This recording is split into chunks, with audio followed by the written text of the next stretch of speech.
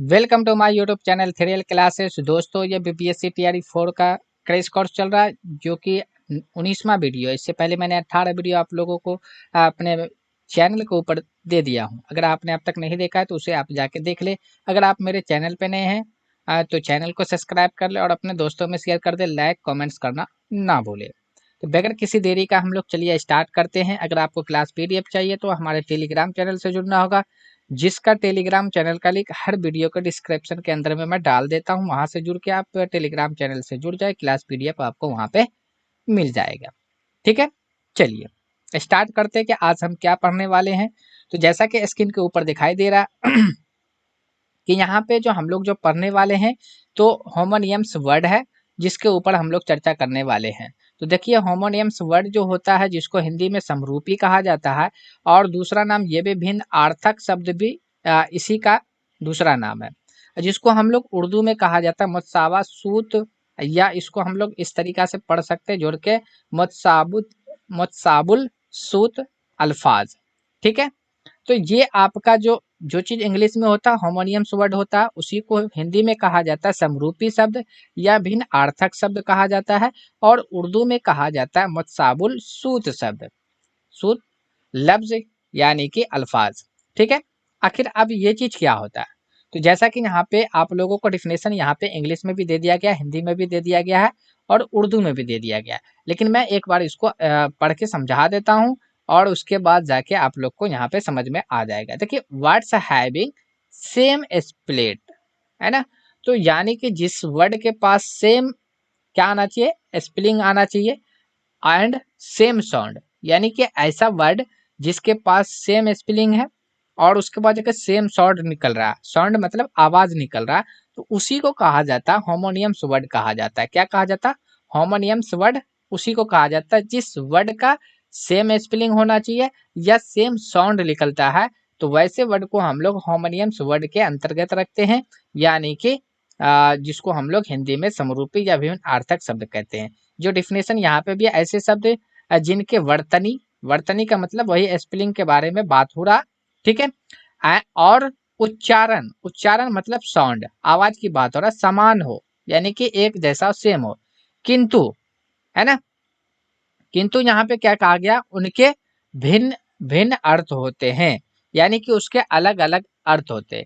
यानी कि जिसके पास सेम स्पेलिंग हो, और उसके बाद जाके यहाँ पे टाइपिंग एरर था जो इंग्लिश वाले डिफिनेशन में यहाँ पे छूट गया। तो यहाँ पे हमको ये डालना था कि words having same spelling and same sound, है ना, and different meaning is are called a homonyms word. यानी कि कहने का मतलब यहाँ पे ये है कि होमोनियम्स वर्ड इसको कहा जाता है, मुतसाबुल सूद शब्द अल्फाज उसको कहा जाता है जिसका क्या करना है, हिज्जे और तलफ्फुज एक जैसे होते हैं, लेकिन क्या कह रहा है, उनके माने मुख्तलिफ हो। मुख्तलिफ मतलब अलग हो, भिन्न भिन्न हो। ठीक है, तो ऐसे लफ्ज को ही हम क्या कहते हैं, मुतसाबुल सूद अल्फाज कहते हैं। यानी कहने का मतलब ये है कि जिसका हम तलफ्फुज करते हैं, है ना, हिज्जे में, है ना, तो तलफ्फुज करने के बाद या हिस्से में जिसको हम लोग तहरीर करते हैं, तो उस वक्त देखने में लगता है कि सेम है ना, लेकिन उसका माने जो रहता है मुख्तलिफ रहता है, अलग रहता है। तो उसी को हम लोग क्या कहते हैं, मुतसाबुल सूत अल्फाज कहते हैं। ऐसे आप लोगों को समझ में नहीं आएगा, लेकिन आप लोगों को सबसे पहले यहाँ पे आपको क्या याद रखना है, इस पेज के ऊपर क्या याद रखना है कि होमोनियम्स वर्ड को हिंदी में समरूपी कहा जाता है या भिन्न अर्थक शब्द कहा जाता है। ठीक है, भिन्न अर्थक शब्द कहा जाता है, ये चीज याद रखना। दूसरा, आपको उर्दू नाम भी याद रखना है कि मुतसाबुल सूत लफ्ज जो होता है, अल्फाज जो होता है, उसी को हम लोग क्या कहते हैं, होमोनियम्स वर्ड कहते हैं। अब इस बीच में हम लोगों को यहाँ पे क्या चीज रखना है, तो हम लोगों को यहाँ पे याद ये रखना है कि सेम स्पेलिंग होना चाहिए। दूसरा, सेम साउंड को याद रखना, फोकस इस पे याद रखना है कि सेम स्पेलिंग और सेम साउंड की जब बात आती है, तो वैसे लफ्ज को होमोनियम्स के अंदर रखते हैं, यानी कि वर्तनी और उच्चारण समान होते हैं, यानी कि हिज्जे और तलफ्फुज एक जैसे जब होते हैं तो उसको कहा जाता है। बस इतना पॉइंट इस पैराग्राफ के अंदर आपको याद रखना है। तो चलिए हम लोग इसको अच्छे तरीका से और भी अच्छे तरीका से समझने की कोशिश करते हैं। किस तरीका से? एग्जाम्पल के जरिए हम लोग समझने की कोशिश करते हैं। चलिए जैसा कि स्क्रीन के ऊपर दिखाई दे, देखिए यहाँ पे अर्ज लिखा गया है, तो ये अलिफ से लिखा गया अर्ज, ये अलिफ से जो अर्ज लिखा गया इसका मतलब जमीन होता है, और ऐन से जो अर्ज लिखा जाता है इसका मतलब होता है पेश करना। ठीक है, अर्ज किया है तो ये ऐन से पेश किया है, और ये अर्ज मतलब जमीन, तो अलिफ से जो अर्ज लिखा जाता है तो वो जमीन हो गया। और उसके बाद जाके देखिए, लेकिन दोनों का तलफ्फुज सेम ही है, आवाज तो एक ही निकल रहा है ना। उसी तरीके से देखिए अबद, तो ऐन से अबद इसका मतलब बंदा, और अलिफ से जो अबद आता है इसका मतलब होता है हमेशा।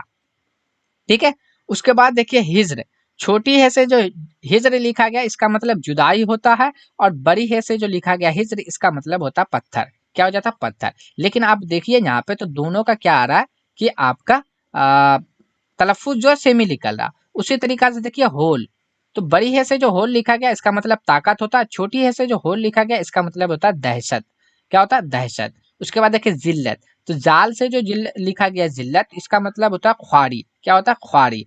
और अगर ज्वाद से जो जिल्लत लिखा गया इसका मतलब होता है गुमराही, क्या होता है गुमराही। तो याद ये रखना है, तो इसी लफ्ज को ही क्या कह रहा है, देखिए आपका मतलब तलफ्फुज जो किया जा रहा है इसका मतलब कि एक ही किया जा रहा है, एक ही जैसा तलफ्फुज किया जा रहा है, लेकिन माने जो मुख्तलिफ है, इसी को कहा जाता है मुतसाबुल सूत अल्फाज कहा जाता है, जिसको हम लोग अंग्रेजी में होमोनियम्स कहते हैं, या हिंदी में समान रूपी या भिन्न अर्थक शब्द कहते हैं। अब देखिए खार, तो ये जो बड़ी खे से जो लिखा गया खार है ना, तो मतलब आप देख लीजिए यहाँ पे खार, तो यहाँ पे खार लिखा, खे लिखा, रे आ गया, खार मतलब कांटा। खार मतलब देखिए यहाँ पे वाव जो एक तरीका से छुपा हुआ है, यानी गायब है, लेकिन हम लोग इसको क्या पढ़ रहे हैं, खार ही पढ़ रहे हैं। तो यानी कहने का मतलब यहाँ पे ये है कि देखिए आपका क्या है, तलफ्फुज सेम किया जा रहा है ना, खार खार, तो ये खार के माने होता है जलील, है ना। देखिए फेल, फे एन लाम, फेल का मतलब क्या होता है काम, अब फे ये लाम का मतलब होता है कि नाकाम। अगर हम फेल अगर हम एन से लिखते तो उसका मतलब काम होता, और ये लगा देते तो उसका मतलब नाकाम हो गया, है ना। अहमद फेल हो गया, है ना, इसका मतलब नाकाम हो गया, है ना। तो ये देखिए दाई, है ना, तो दाई में क्या आ रहा है यहाँ पे कि एन से लिखा जा रहा है ना, दाई एन से लिखा गया इसका मतलब हो गया चाहने वाला, दाई मतलब चाहने वाला। अब दाई अगर ये से लिखा गया इसका मतलब हो गया कनीज, है ना, दाई मतलब इसका मतलब क्या हो गया कनीज। ठीक है, उसके बाद देखिए सूत, तो सूत स्वाद से जब लिखा जा रहा है ना, स्वाद से लिखा गया सूत इसका मतलब आवाज होता है। और आप लोगों को एक चीज याद भी होना चाहिए यहाँ पे कि एक इसम सूत भी आता है, तो आपको याद रखना है कि जब भी इसम सूत की बात होगा इसका मतलब होता है आवाज, यानी आवाज वाला जो भी लफ्ज बनेगा ना वो इसम सूत के अंदर आ जाएगा, ये चीज आपको वहां पे याद रख लेना है। आगे देखिए यहाँ पे सूत यहाँ पे छोटी सिन से लिखा गया और तो से लिखा गया, यहाँ पे ते से लिखा गया था, लेकिन आवाज एक ही जैसा निकल रहा है जिसका मतलब होता है ओड़ा। ठीक है, उसके बाद देखिए वर्ष, तो वर्ष जो छोटी सिन से लिखा गया इसका मतलब साल होता है, और स्वाद से जो लिखा गया वर्ष एक मर्ज होता है, वर्ष मतलब एक मर्ज यानी कि एक बीमारी जिसको कहा जाता है तो वो आता है। उसी तरीके से यहाँ पे हिंदी के जो डिफिनेशन भी दिया गया मतलब एग्जाम्पल यहाँ पे लिखा गया है, जैसे फन, तो ये आपका फन इस तरीका से जब फन लिखा जाता है तो ये फन का मतलब होता है सांप वाला फन, और ये फन मतलब फो, और ये नो से जो लिखा गया है, इस नो से जो लिखा गया है तो इसका मतलब क्या हो गया जाके आपका कला, है ना। तो ये हो गया जाके देखिए कर्म, तो कर्म जो यहाँ पे लिखा गया है तो उसके ऊपर रेफ दिया गया है ना, रो का सोसा जो ऊपर चला गया तो इसका मतलब होता है काम, और ये जो इसके को के साथ लगा दिया दे दिया गया तो इसका मतलब होता है सिलसिला। ठीक है, लेकिन पढ़ तो एक ही तरीका रहा ना। उसी तरीका से देखिए कलील, तो कलील मतलब मिश्रित, और यहाँ पे देखिए कलील ये हर्षी कर से है ये दुर्गी कर से, तो ये कलील का मतलब होता थोड़ा। अवधि, अवधि देखिए हर्षी कर से लिखा गया तो इसका मतलब समय हो गया, दुर्गी कर से लिखा गया तो इसका मतलब भाषा हो गया, है ना।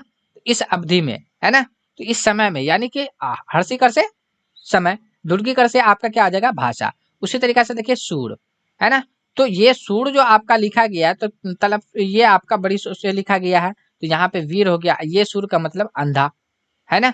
उसी तरीके से देखिए अरि, तो अरि का मतलब यहाँ पे देखिए हर्षी कर से दुर्गी कर से लिखा गया इसका मतलब संबोधन, और ये हर्षी कर से लिखा गया इसका मतलब शत्रु, तो यहाँ पे हर्षुकर है ना, तो ये आपका हो गया शत्रु। उसी तरीके से शोक, है ना, तो दुख हो गया, यहाँ पे शौक एक ही मात्रा एक्स्ट्रा आ गया जाके तो इसका मतलब होता है चाह। ठीक है, बल, तो बो से जो लिखा गया वो बल मतलब ताकत, और वो से जो लिखा गया बल इसका मतलब होता है मेघ। ठीक है, बात, वो से लिखा गया तो इसका मतलब वचन, वो से जो लिखा गया इसका मतलब होता है हवा, है ना। बास यानी महक, वास मतलब निवास। तो ये कहने का मतलब यहाँ पे ये है कि जिसका उच्चारण यानी कि एक तरीका से आप समझिए तलफ्फुज जो हम लोग करते हैं, है ना, प्रोनाउंसिएशन जो हम लोग करते हैं, तो उसी को के जब सेम रहता है जिस वर्ड का, तो हम लोग उसको क्या कहते हैं, होमोनियम्स वर्ड के कैटेगरी में रखते हैं। ठीक है, एग्जाम्पल यहाँ पे हम लोग इंग्लिश का भी लिए, जैसे राइट, तो आर से जो राइट लिखा जाता है इसका मतलब सही होता है, डब्ल्यू से जो राइट लिखा जाता है इसका मतलब लिखना होता है जो एक फेल है आपका, यानी वर्ब के अंदर आता है। उसके बाद देखिए, है ना, उसके बाद कोल मतलब कोयला, कोल मतलब यहाँ पे गोभी, है ना।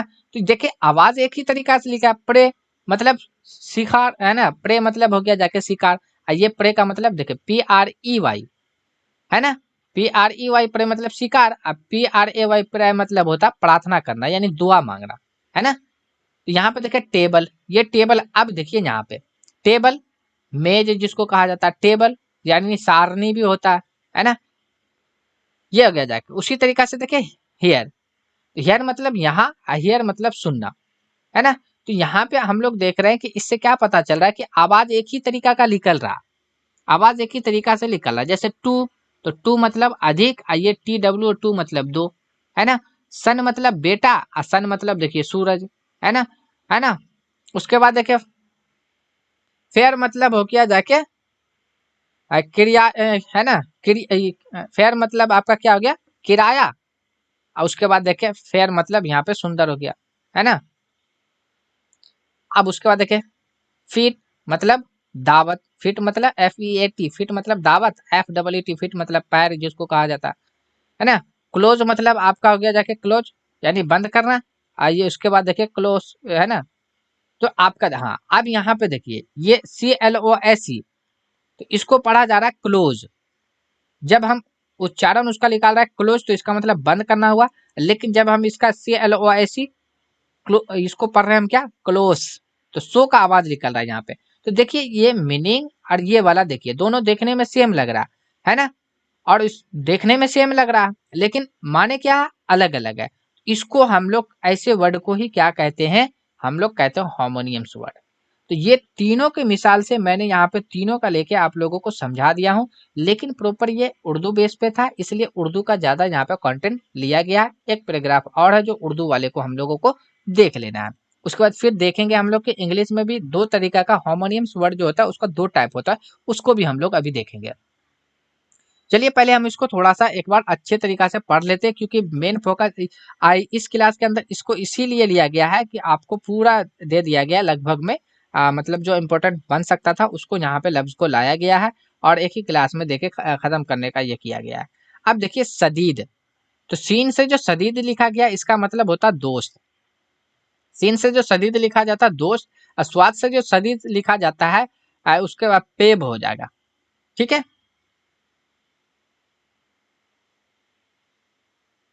तो इसका मतलब क्या हो जाएगा, इसका मतलब पेब हो जाएगा। उसके बाद देखिए, उसके बाद हो गया अदर, तो अदर मतलब हो गया जाके रोशन, और एन से जो अदर लिखा गया शोर। उसके बाद देखिए सब, छोटी सीन से लिखा गया सब तो यानी कि कुल, स्वाद से जो लिखा गया सब इसका मतलब हो गया आशिक। उसके बाद देखिए इसरार, इसरार मतलब हो गया जाके राज, है ना, और सीन से जो लिखा गया इसरार इसका मतलब राज, और स्वाद से जो लिखा गया इसका मतलब होता है जिद करना। इसरार का मतलब स्वाद से जो लिखा गया इसका मतलब जिद करना, और इसरार मतलब क्या हो जाता है राज। उसके बाद देखिए अनस, तो अनस का मतलब एक सहाबी का जिक्र होता है, और एक अनस मतलब कहा जाता है इंसान को भी, है ना। तो यहाँ से हमको पता ये चल रहा है। अब देखिए यहाँ पे भी क्या है, देखने में एक ही तरीका से है, ये आपका उच्चारण और सारा चीज एक है ना। चलिए अब देखिए तारीख, तारीख में अगर हम ते से लिख रहे हैं तारीख और छोटी काप से लिख रहे हैं तो इसका मतलब होता है छोड़ने वाला, क्या हो जाता है छोड़ने वाला, तारीख मतलब छोड़ने वाला। और तारीख तो से जो लिख रहा है बड़ी काप से जो लिख रहा है इसका एक नाम होता है। ठीक है, उसके बाद जाके हजर, हजर मतलब हो जाता है कयाम, है ना। और उसके बाद जाके छोटी मतलब कि हे से लिखे, बड़ी हे से अजवाद से लिखे तो कयाम हो गया, और छोटी है से जाल से जे से लिख दिए तो इसका मतलब हो गया परहेज करना, क्या हो गया परहेज करना। उसके बाद देखिए छोटी है से लिखे हलाल, हिलाल हिलाल सॉरी हिलाल, छोटी है से लिखे तो हिलाल का मतलब पहली पहली तारीख का चांद, पहली तारीख का चांद। उसके बाद बड़ी है से लिखे हलाल, तो इसका मतलब होता है जायज। हलाल मतलब जायज, तो है ना, हलाल हो गया जाके हलाल पहली तारीख का चांद, है ना। उसके बाद जाके उसी तरीका से यहाँ पे आपका क्या होता है, जायज आ जाता है। उसी तरीके से समा, तो सीन से जो जब लिखे समा, है ना, मतलब मीम अलिफ माँ से लिखे समा, तो इसका मतलब आसमान हो गया। अब वही में ऐन लगा दिए तो इसका मतलब होता है सुनना, है ना, सुनना। उसके बाद देखिए यही से ना समा से ही ना बना, सुनने वाले से सामईन, है ना, तो ये यहीं से बना, समा से ही सामईन बन गया। सफर, है ना, तो सीन से लिखे तो चलना, और स्वाद से लिखेंगे तो अरबी महीना का नाम है ना, अरबी महीना का नाम है एक सफर, ठीक है। असर, तो असर एक जमाना को कहा जाता था, और असर का मतलब क्या हो गया, निशान। असर का मतलब निशान। उसके बाद हर्ष, हर्ष का मतलब लालच, है ना, और से जो लिखा गया हर्ष, इसका मतलब होता है खेती, क्या हो जाता है, खेती। उसके बाद देखिए दीन, दीन यानी कि आपका लिखा गया दीन, तो दीन मतलब मजहब, यहाँ भी दीन का मतलब मजहब, इसका मतलब दीन मतलब कर्ज, ठीक है। अब कहने का मतलब यहाँ पे आपको ये चीज दिखाई तो दे रहा है ना कि यानी कि क्या बोला गया था, मुतसाबुल सूत अल्फाज के अंदर क्या बोला गया, जिसका हिज्जे और तलफ़ुज़ क्या होना चाहिए, एक जैसा हो लेकिन माने मुख्तलिफ हो। तो बहुत से ऐसे लफ्ज है जो देखने में पढ़ने में एक ही तरीका का लगेगा लेकिन माने अलग रहेगा, तो उसी लफ्ज को क्या कहा जाता है, आपका मुतसाबुल सूत लफ्ज अल्फाज कहा जाता है। उसके बाद देखिए, है ना, मल्क, तो मल्क मतलब हो गया जाके फरिश्ता। उसके बाद जाके मल्क मतलब हो गया एक जाके बादशाह, है ना। मलक मतलब क्या हो जाएगा, फरिश्ता, मलक मतलब बादशाह। उसके बाद देखिए वेद, तो वेद जो आपका हो गया, वेद मतलब हिंदुओं की जो मुकद्दस किताब है एक। अब वेद मतलब क्या होता है, हकीम या तबीब, यानी डॉक्टर जिसको कहा जाता है। चलिए अब हम ठीक है। लोग देख लेते हैं आगे के बारे में। तो ये सारा चीज यहाँ पे दिया हुआ है। राय जैसे चरवाहा, राय मतलब देखने वाला, है ना। सलाह मतलब हथियार, सलाह मतलब हथियार, सीन से जो लिखा गया, स्वाद से जो लिखा गया मशवरा। उसी तरीका से असराफ आप यहाँ पे देख लीजिए, असराफ यानी कि फजूल खर्ची, और उसके बाद असराफ स्वाद से जो लिखा गया इसका मतलब खर्च करना। उसके बाद देखिए असल, तो स्वाद से जो लिखा गया इसका मतलब जज हो गया जाके हिस्सा, जिसको मतलब असल का मतलब हो गया सईद। उसके बाद देखिए तीन, तीन का मतलब हो गया अदद, यानी गिनती को कहा जाता है। तीन तो से जो लिखा गया इसका मतलब मिट्टी होता है ना। उसके बाद देखिए तहलील, तहलील का मतलब हलाल, हलाल करना, हलाल करना। उसके बाद जाके आपका हो गया तहलील, है ना, छोटी ऐसे जो लिखा गया इसका मतलब लाला, है ना, लाह, लाह इलाह कहना, ठीक है ना, लाह इलाह, ला इलाह इल्लल्लाह कहना, वही हो गया तहलील। उसके बाद देखिए जहरा, तो जहरा मतलब चमकदार। उसके बाद जहरा यानी कि एक ही तरीका का दिख रहा है, मतलब एक सितारा को कहा जाता है। नस्ल यानी रग, है ना। उसके बाद नस्ल स्वाद से जो लिखा गया कुरानी आयत को कहा जाता है। नस, मतलब नस यानी एक रग हो गया जाके, और नस जो है कि कुरानी आयत, आयत हो गया। उसके बाद देखिए नस्ल यानी कि खानदान, स्वाद से जो लिखा गया तलवार, है ना। उसके बाद देखिए आपका नहर, उसके बाद देखिए समुंदर। उसके बाद देखिए यानी कि छोटी है से लिखा गया नहर, इसका मतलब समुंदर। बड़ी है से जो लिखा गया कुर्बानी। नजीर, है ना, तो जे से लिखा गया तो इसका मतलब डराने वाला। और उसके बाद जाके नजीर मतलब जो से जो लिखा गया मिसाल हो गया जाके। नस्ब यानी रिश्ता, है ना, छोटी सीन से तो स्वाद से जो आपका हो गया गाढ़ा। सम जहरा, सम बहरा, है ना। और उसके बाद देख लिया आप कलक, है ना, यानी रंज। कलक आपका जो छोटी कप से कलम कोई बोला गया है। महर मतलब सूरज हो गया। उसके बाद महर मतलब यहाँ पे वह रकम जो निकाह में मुकर्रर किया गया है। उसी तरीका से यहाँ पे जाल यानी फंदा की बात हुए। जाद ऐन से जो लिखा गया असली की हो गया जाके तावीज़ यानी कि पनाह देना। और उसका तावीज़ यानी कि बदला लेना। उसके बाद देखिए बाद यानी हवा, आयन से जो लिखा गया पीछे। बहर यानी समुंदर, ये तो ऊपर भी हो गया था वास्ते। अकरब यानी ज्यादा, और आयन से जो लिखा गया हो गया जाके बुझो, है ना। शहर मतलब हो गया सुबह। आपका छोटी है से लिखा गया तो बेदारी। समर यानी सीन से लिखा गया अफसाना, और से जो लिखा गया फल। ज़राअत यानी कि खेती, ज़्वात से जो लिखा गया ये आजिज़ी। सबाब यानी अच्छा, बदला देना, स्वाद से जो लिखा गया दोस्त। इमारत यानी जिसको महल कहा गया, इमारत यानी हुकूमत को कहा गया। अलिफ से तो हुकूमत, एन से महल, है ना। सबा स्वाद से लिखा गया, हवा सीन से लिखा गया, है ना मलका। माही यानी छोटी है से तो मछली हो गया जाके, माही बड़ी है से तो मिटाने वाला। फाहम हो गया समझ, बड़ी है से लिखा गया तो इसका मतलब होगा कोयला। उसके बाद है ना कसर यानी कमी, है ना, सीन से जो लिखा गया छोटी काप से, और बड़ी काप स्वाद से जो लिखा गया तो ये महल होता है। कसरत यानी कि वर्जिश हो गया। ये आपका जो आपका ये हो गया जाके से जो लिखा गया इसका मतलब हो गया आपका क्या हो जाएगा, जाति। ठीक है, तो ये आपका था जो यहाँ पे इम्पोर्टेंट बन सकता था, मैंने आपको बता दिया। अब आगे हम लोग यहाँ पे देखेंगे जैसे होमोनियम्स वर्ड दो तरीका का होता है। तो दो तरीका का जब होता है तो इसमें ये चीज याद रखना है कि एक वो होता है होमो, एक का नाम है होमोफोन। तो फोन का मतलब है जैसे कि आपका समझ में आ रहा है, फोन में क्या आता है, साउंड आता है। इसका मतलब जिसका सेम साउंड रहेगा ना, आवाज लिख लेगा, तो उसको हम होमोफोन वर्ड बोलेंगे। होमोग्राफ, ग्राफ का मतलब होता है राइटिंग। ठीक है, तो इसका मतलब है कि जो राइटिंग में सेम रहेगा, राइटिंग में ये सेम रहता, राइटिंग में सेम रहता। और ये जो साउंड का मतलब आ गया आवाज, है ना। तो ये क्या रहेगा, आवाज में, सिर्फ आवाज में रहेगा, है ना, सेम आवाज। तो अगर आवाज सेम निकल रहा है तो इसका मतलब होमोफोन है। और अगर लिखने में, अगर देखने में यानी लिखने में सेम है, राइटिंग में सेम है, तो इसका मतलब है कि होमोग्राफ है। वही चीज यहाँ पे इसका डिफिनेशन दिया गया है कि homograph words having same sound and different, है ना, स्पेलिंग। सेम साउंड होना चाहिए, spelling different are called homograph. हाँ, होमोग्राफ के अंदर क्या गया, होमोफोन। होमोग्राफ के अंदर क्या कहा गया, words having same spelling and different sound are called homograph. कहने का मतलब यहाँ पे ये है कि ऐसा वर्ड जिसके पास जो है ना सेम स्पेलिंग रहता है और डिफरेंट उसका साउंड रहता है, आवाज सेम है लेकिन आवाज उसका अलग होता है, तो ऐसे को हम लोग क्या कहते हैं, किस किस कैटेगरी में रखते हैं, तो उसको हम लोग रखते हैं होमोग्राफ के कहने का अंदर। मतलब यहाँ पे यही है कि होमोफोन जो है ना, जिसके अंदर सेम साउंड रहेगा उसको होमोफोन के अंदर रखेंगे, और डिफरेंट स्पेलिंग आना चाहिए और डिफरेंट मीनिंग भी आना चाहिए।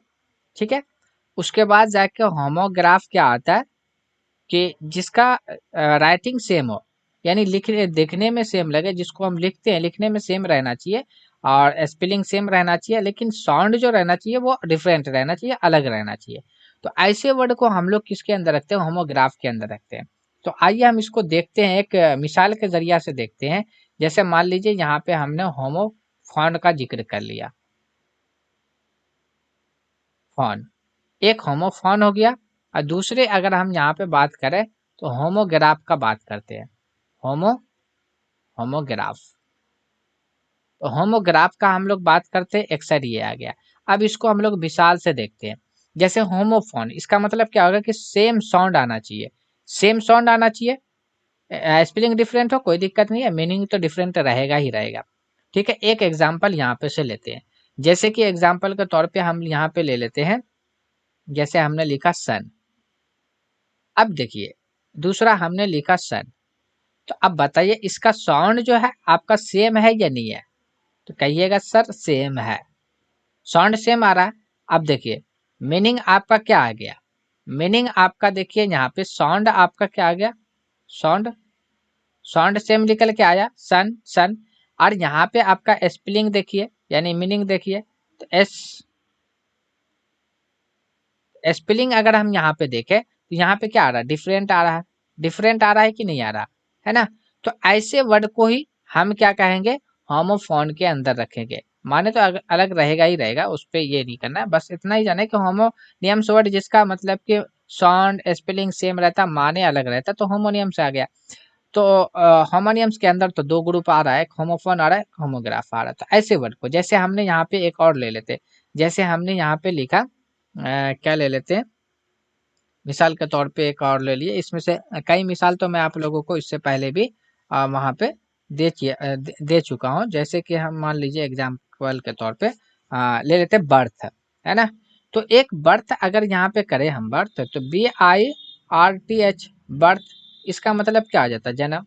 दूसरा अगर हम मान लेते हैं यहाँ पे बर्थ, एक मतलब कि BE RTH बर्थ, ये मतलब इसका मतलब सीट आता। तो अब देखिए यहाँ पे सबसे पहली बात क्या आ रहा, साउंड, ये साउंड क्या आ रहा यहाँ पे, तो साउंड आप बोलिएगा कि सर सेम आ रहा है, बर्थ बर्थ सेम आ रहा है, ठीक है।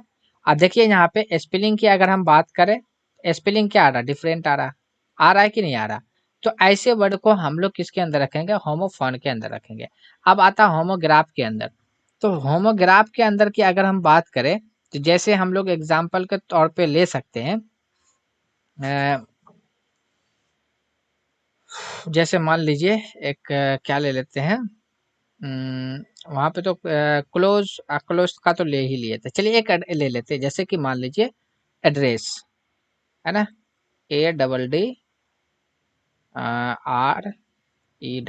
एड्रेस। अब देखिए ये एड्रेस है, तो एड्रेस का यहाँ पे सेम है, यहाँ पे क्या आता है होमोग्राफ के अंदर राइटिंग में सेम आना चाहिए, ये एक ही वर्ड है। अगर हम इसको क्या कर सकते हैं कि अगर हम इसको पढ़ते एड्रेस, क्या पढ़ते हैं एड्रेस, ठीक है, एड्रेस पढ़ते हैं, तो इसका मतलब होता है पता, एड्रेस मतलब पता। तो एड्रेस जब पढ़ते हैं हम, इसका मतलब एड्रेस, तो इसका मतलब क्या हो जाता है, इसका मतलब होता है संबोधित करना, क्या हो जाता है, संबोधित करना, संबोधित करना यानी खिताब करना, ठीक है ना। उसी तरीके से एक मिसाल यहाँ पे भी आप लोगों को दिया गया था, जैसे मान लीजिए क्लोज, CLOSE। अब देखिए इसको हम पढ़ते, अगर हम इसको हम पढ़ रहे क्लोज, तो क्लोज का मतलब हम ले सकते हैं यहाँ पे क्या करना, क्लोज मतलब बंद करना, राइट, बंद करना आ जाएगा। उसके बाद देखिए इसको अगर हम क्लोज नहीं करके हम करते क्लोज, है ना, तो जब हम क्लोज पढ़ते हैं तो इसका मतलब क्या होता है, क्लोज मतलब क्या होता है, खास, है ना। ये जो है ये लड़का जो है ना मेरा क्लोज है, यानी खास है ना, यानी करीबी जिसको बोला जाता है करीबी, है ना। तो कहने का मतलब यहाँ पे यह है कि जब आवाज सेम रहेगा तो ऐसे वर्ड को हम लोग क्या कहेंगे, होमोग्राफ और होमोफोन। और जब आपका राइटिंग सेम रहेगा, इसका मतलब आता है क्या कि वो होमोग्राफ के कैटेगरी में है, ठीक है। मेरे ख्याल से आप लोगों को ये बात आई थिंक समझ में आ गई होगा, ठीक है। नहीं तो और भी हम ले सकते हैं, होमोफोन का आपका तो ही गया ना, सेम यहाँ पे से आपका ये गया। चलिए आई थिंक आप लोग को ये चीज समझ में आ गई होगी कि होमोनियम्स क्या वर्ड होता है, और उस दोनों के अंदर में होमोग्राफ और होमोफोन के अंदर में क्या ये फर्क है, ठीक है। चलिए अब यहाँ पे से ये आ रहा है कि उर्दू अदब का कंटेंट सवाल हो रहा है ना, तो यहाँ पे सिर्फ मैंने एक ही टॉपिक लिया है, एक क्वेश्चन लिया और उसको एक्सप्लेन करने की कोशिश किया है। जैसे कि पूछा गया था बीपीएससी के अंदर में कि अशरफ बयाबानी, अशरफ बयाबानी के वालिद का क्या नाम था। तो देखिए अशरफ बयाबानी के वालिद का नाम क्या था, सैयद सैयद ज़िया अहमद बदायूनी, है ना, बदायूनी, या सैयद ज़िया अहमद बयाबानी, है ना, या आपका था option number C Syed Ziauddin Rifai Biyabani. तो इसका सही जवाब क्या हो जाएगा, एक से ज्यादा या इनमें से कोई नहीं, तो इसका सही जवाब हो जाएगा ऑप्शन नंबर सी हो जाएगा, क्या हो जाएगा, सी हो जाएगा। चलिए अब हम लोग इसको देख लेते हैं, अशरफ बयाबानी के बारे में थोड़ा सा देख लेते हैं। देखिए आपका अशरफ बयाबानी के बारे में बात करें तो अशरफ बयाबानी, तो अशरफ बयाबानी क्या थे, ये इसका जो एक तरीका से देखा जाए जन्म से लेकर पैदाइश तक, तो यहाँ पे 1459 से आपका 1528 तक, ठीक है। इसका ये आ गया जाके